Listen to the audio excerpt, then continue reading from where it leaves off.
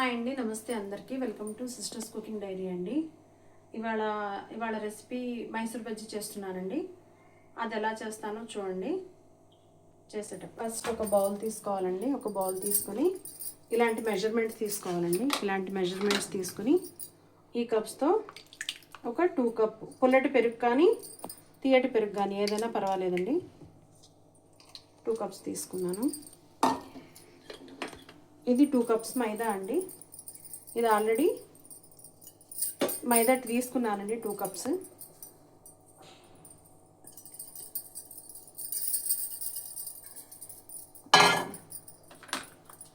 ఇది ఒక spoon soda అండి, వంట సోడా.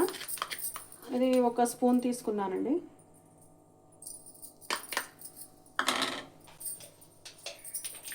సాల్ట్ అండి,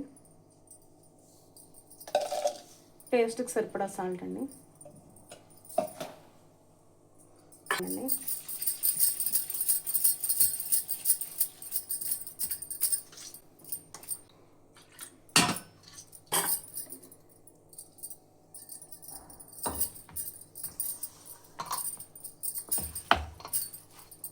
తీసుకొని తీసుకోవచ్చండి.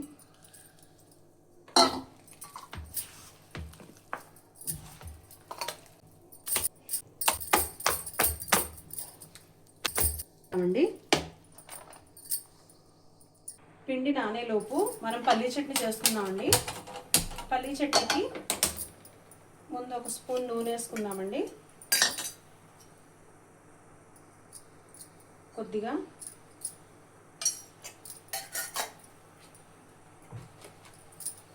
కొన్ని పల్లీలు వేసేసుకుందామండి.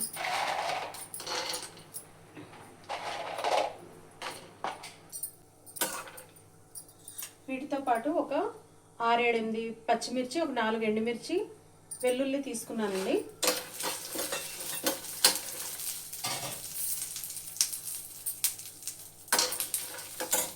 ఇప్పుడు తీసుకున్నానండి. ఇంత చక్కగా శుభ్రం చేసి తీసుకోవాలండి. ఇది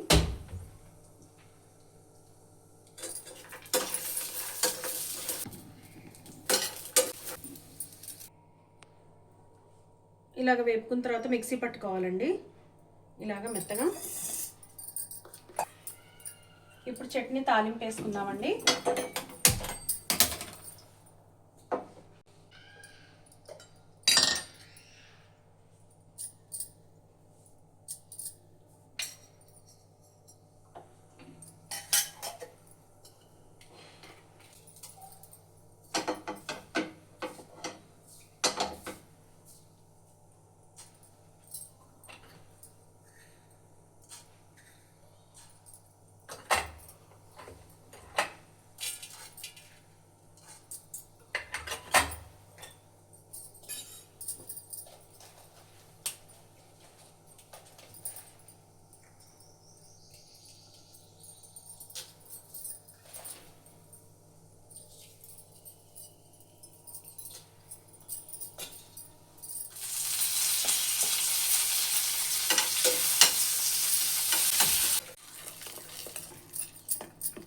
ఇలా తాలింపు అయిపోయిందండి. ఇది చట్నీ.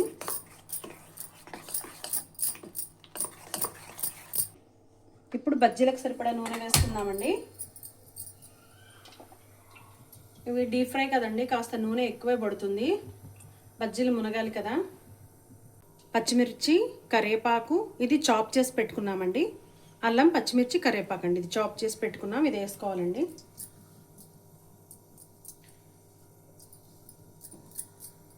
జీలకర్ర కూడా వేసుకోవాలండి. కాస్త జీలకర్ర వేసుకుని కలుపుకొని పెట్టుకోవాలండి. ఇప్పుడు నూనె కాగిపోయిందండి. బోండాలు వేసుకుందాం.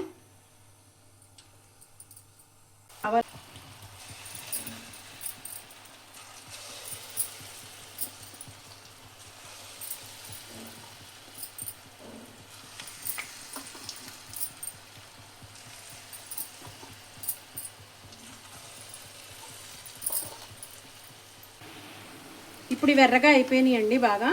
వీటిని తీసేసుకుందాము. మనం తీసేసుకుని ప్లేట్లో పెట్టేసుకుందాం. ఓకే అండి, ఇలాగ వేడివేడిగా ఉండే మైసూర్ బజ్జీ రెడీ అండి. మీరు కూడా ట్రై చేయండి, తప్పకుండా నా కామెంట్ సెక్షన్లో చెప్పండి ఎలా వచ్చిందో. ఓకే ఫ్రెండ్స్, సబ్స్క్రైబ్ చేయండి తప్పకుండా. Thank you friends.